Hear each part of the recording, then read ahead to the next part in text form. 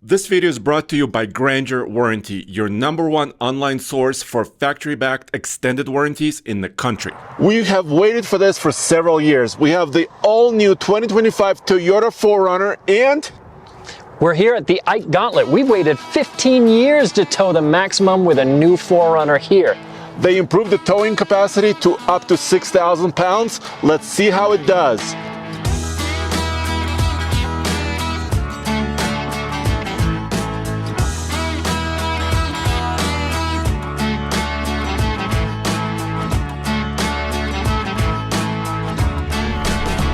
Dude, I think we might be the first people to actually put the new 4Runner to a towing test. At least here on YouTube at the time of our filming this right now. So we're about to come out of the tunnel at the top of the Ike Gauntlet. Exactly, and as always, same procedure. It's 50 miles an hour at the very top because that's the speed limit. But on the downhill, which is a 7% grade, the speed limit is 60. Exactly. So once we go from 50 mile an hour up past 60 mile an hour, so once Andre hits 61, he'll apply the brakes and we'll count how many brake applications we have on the way downhill, because it's important to see how this powertrain does at slowing down our trailer behind us. Exactly, and how it compares to the Land Cruiser. So tow haul mode is enabled, so we have that going for us. Oh, there it is. First brake application. Oh, downshifted once, twice. Pretty good. So we've got our RPM built up here a little bit. So the Land Cruiser on the downhill did 12 brake applications. That wasn't a great result. No, not a spectacular number. Steep grade, next 7 miles, Andre. Let's do this. Woohoo! So just as a point of reference, the Taco did 10 brake applications, and for those of you playing at home, the fewer the better. That means you're not potentially overheating the brakes, and you're controlling the load more. So here we go, down the hill we go. So this vehicle by itself could be, it's a little bit heavier than the Tacoma, right? We'll get the exact number for you in a second. Also, full-time four-wheel drive. I would have figured, I have to hit it again. Number 12. There you go. I figured four-wheel drive would slow us down, right? Or drag. Apparently not, Andre. 12 brake applications. Yeah. I mean, we've talked about this in previous Ike Gauntlets too. Many manufacturers, not just Toyota, are downsizing their engines, right? Yep. And this is a 2.4 liter. Oh, here it is. Second brake application. So when you downsize your engine and turbocharge it, I mean, you have a lot of power, but maybe not quite as much braking force, back pressure. That's true. It seems like bigger displacement engines do generally a better job slowing down whatever mass you're carrying with you on the downhill, but at the same time, your transmission tuning and how your grade shifting is designed to operate also plays a big role. But it seems like I was pretty happy how it handled the very top. Yeah. Downshifted twice, built up some RPM, and I think it's doing pretty good. Absolutely, and this is a pretty steep section of the run, so we're about to have our third brake application, and that's not necessarily that unusual for this portion of the Ike. There it is. That was close. It was almost holding 60. So how does your stability feel here on the downhill? You know what? Just fine. Here's the difference between a pickup truck and a SUV. The wheelbase is much shorter in the SUV. Yeah. So if you compare, the 4Runner is still a body on frame vehicle, but the wheelbase of the 4Runner is almost about 19 inches shorter than the shortest Tacoma. Right. And the shorter the wheelbase, it tends to be less stable. Yeah, so you're probably not going to have the same stability that you would get in the Tacoma, but doesn't seem like the trailer is trying to shift us around at all. No, not right now. And also, I'm pretty happy I'm not, gripping the steering wheel very tightly. There's no trailer sway. I think I might have another brake application coming up here. Yeah, although, like you said, it holds 60 for quite a while. Maybe it knows where it's at. Do you think it knows it's on the Ike? It knows we're testing the Ike. Here we go. Yeah, so that's number 4. The trailer we're using today is our 3,200-pound Big Tex steel car hauler trailer. And Andre, what do we got up here? Well, we're pulling our Honda Acti K-Truck. It's a 4x4. This K-Truck weighs about, 2,200 pounds. So overall, we're pulling 5,500 pounds. But this is the identical trailer and identical load that we pulled previously with the Land Cruiser, the new one. That way we can compare. Nice. Oh, dang. Your hat. Watch out, brother. I love these hitches. They're very lightweight and very durable and height adjustable. We're using WaySafe hitches. And a couple of caveats. So here at the iGauntlet, the World's Toughest Towing Test, we push vehicles near the limits. And we're towing about 5,500 pounds. When you do this, Toyota recommends, as we read in the owner's manual, a weight distribution hitch with sway control. I specifically am not using our sway control hitch from WaySafe because we wanted to see the stability of this vehicle. We've been running this test for 12 years, so we have a lot of experience on this highway. But if you're doing this yourself, of course, I would recommend a weight distribution hitch. And we had to move our load a little bit back to get 500 pounds, about 10% on the tongue right there. By the way, the Land Cruiser base price is around, 56,000? Yeah. This TRD off-road with premium with options is about 58,000 bucks. This is going to be our 5th brake application here. Sorry, I was talking too much. But yeah, it is interesting trying to price and compare roughly equivalent Land Cruisers and 4Runners, because you can get them to be relatively equivalent in price, and you get some differences in features. So far, things are going pretty well for the 4Runner. I think so. Here we go. Is this 6? Yep. So, but it seems like it's doing like a brake application per mile. So I imagine like 8 or 10 brake applications maybe. Yeah, and there is a little bit of variance in the grade. In the grade. Here we go. 7. So that's 7. Keep in mind, the Land Cruisers are all hybrids. So while the 4Runner you can get a non-hybrid like this or hybrid, the hybrid system in theory, maybe not in practice, could recoup some energy on the way down, right? Yeah, it could help it out. We've seen that in some hybrid vehicles before, that those hybrid systems actually help slow down the load behind you as you're on this downhill portion of the Ike. So there you go, 8. Number 8. And we're getting now to the section of the Ike that flattens out a little bit, so we might not have another. I also got to say that with the way everything is set up right now, I think our ride quality is pretty decent. Doesn't feel like we're on the bump stops because we aren't squatting that much. Yeah. If anything, I think that the load on top of the trailer is a little light for the trailer. So it's not maybe weighed down enough for the trailer itself to be riding as smooth as possible. And we're probably feeling a little bit of that transferred into the 4Runner here. But aside from that, it's pretty comfy. Yeah, it is. And even though it's shorter than a Tacoma, I didn't feel a lot of, basically any sway. So I think we're done, dude. Yeah, we're at the bottom of the Ike. So we had 8 official brake applications. We did also hit a little bit of traffic that maybe would account for 1 extra Yeah, so let's call it 8.5. Yeah, which is not bad. Decent margin better than the Land Cruiser. Yes. Let's go up the mountain now. Considering that the previous generation of the 4Runner lasted about 15 years, it's very likely that you might own this 4Runner for a very long time. And if you do, you should probably check out GrangerWarranty.com, because it's a factory-backed extended warranty, so you can protect yourself far into the future, your powertrain, your technology pieces, and the rest. And you can be sure that OEM quality parts are used to repair your vehicle. It's done at the certified place, and you could save about $1,000 when you compare it to other places for extended warranty. All right, it's finally time to take this 4Runner up the mountain. And this is where I feel like we're going to see a big improvement with this new generation of the 4Runner. And of course, as you start accelerating, I will start our timer. And I'll clear my MPG. I'll tell you when. Hit it now. All right. So accelerating up to the speed limit. That was from 35, which we always do.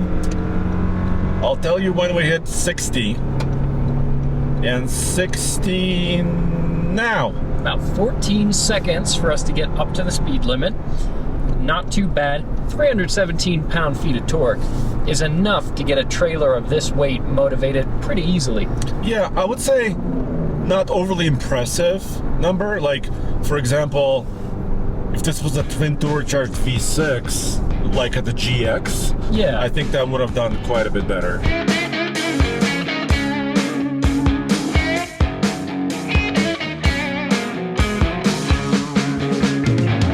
We actually know this engine really, really well.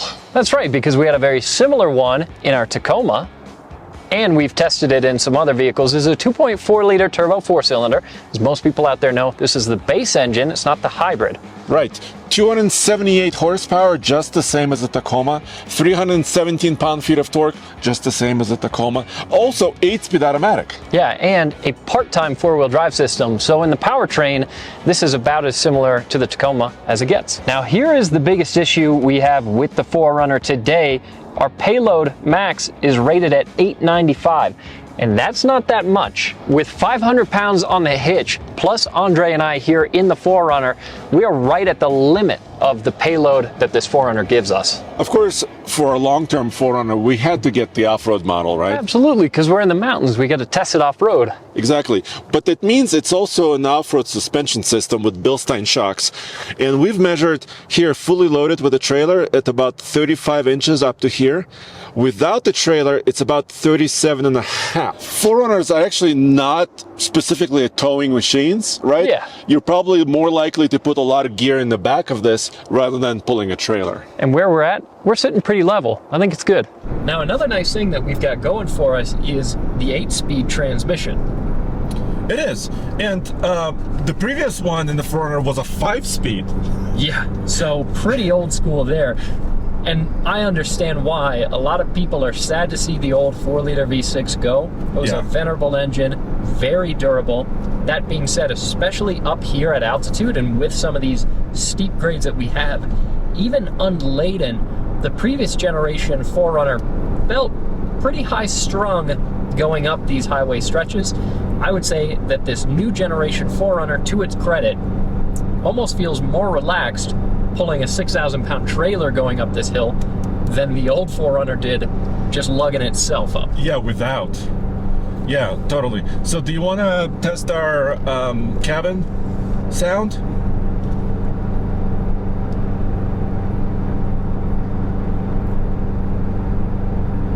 So similar to the Land Cruiser, we're right around the 60 decibel mark, which is pretty quiet. Very good. The Land Cruiser, when we tested it, was around 59, so within a margin of error, it's as near as makes no difference. It's pretty quiet in the cab here. Yep. Sorry, we got some weird traffic today, dude.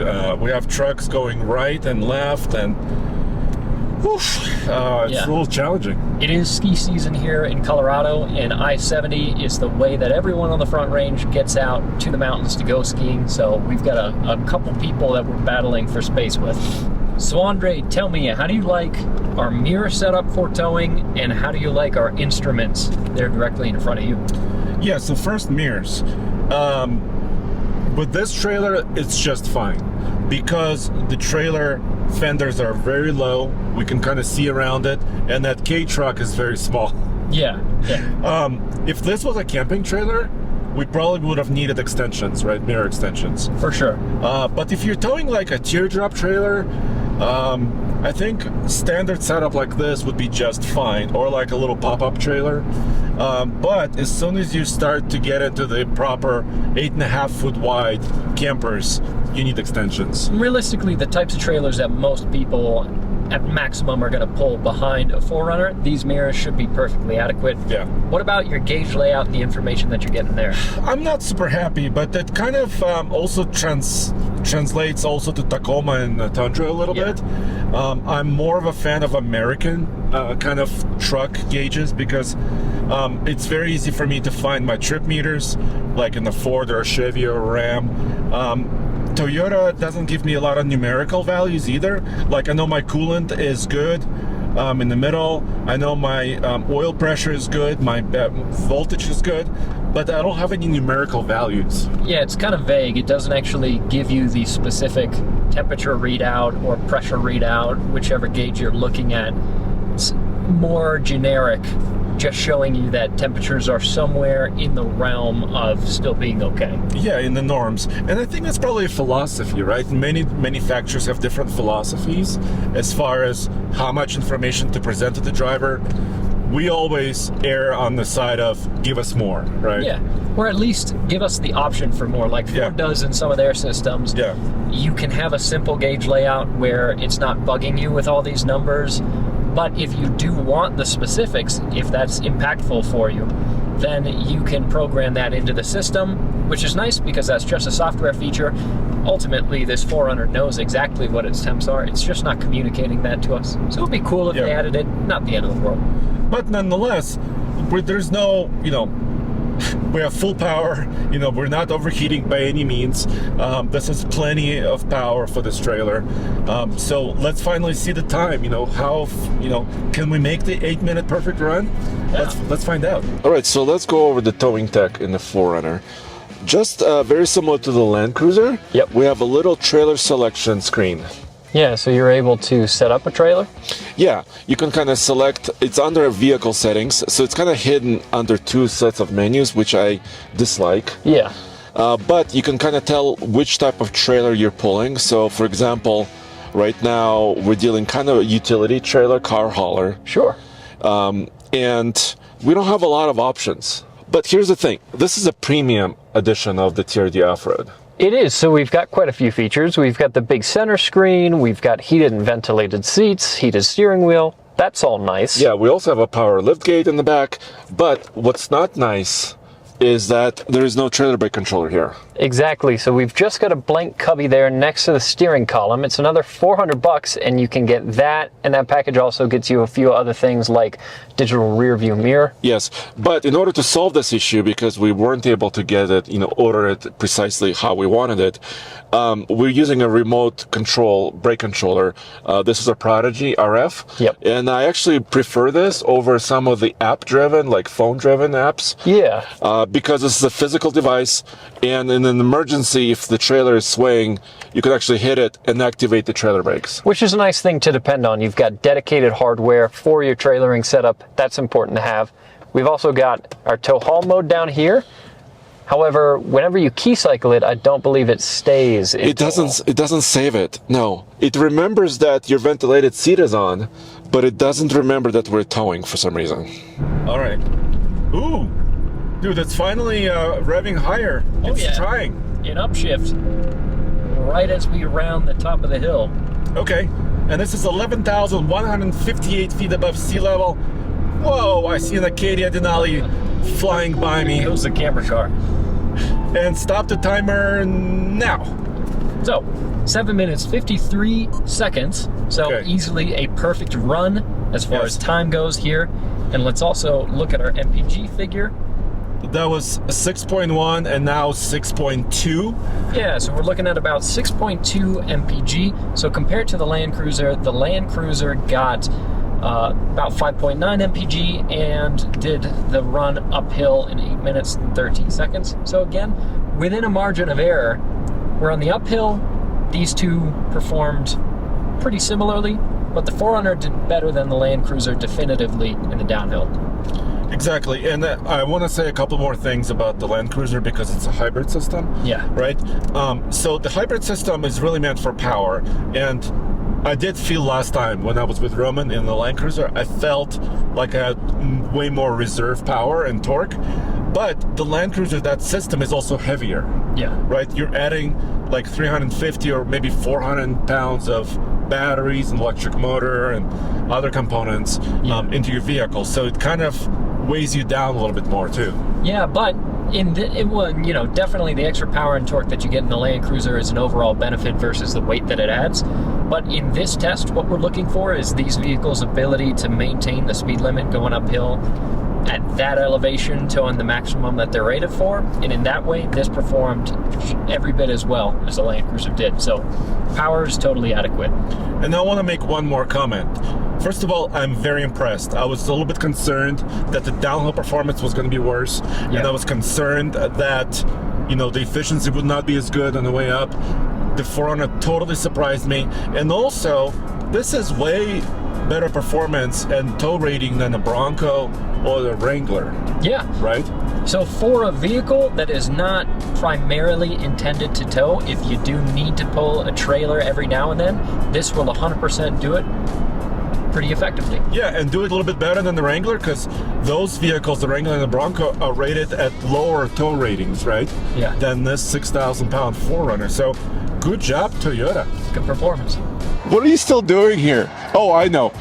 You should click below on the playlist because we've done about 180 other iGauntlets. Yeah, wow, for over 10 years. Yeah, over 10 years. So you should watch many, many more iGauntlet videos, including pickup trucks and heavy duties. Exactly. Catch up on our last 10 seasons.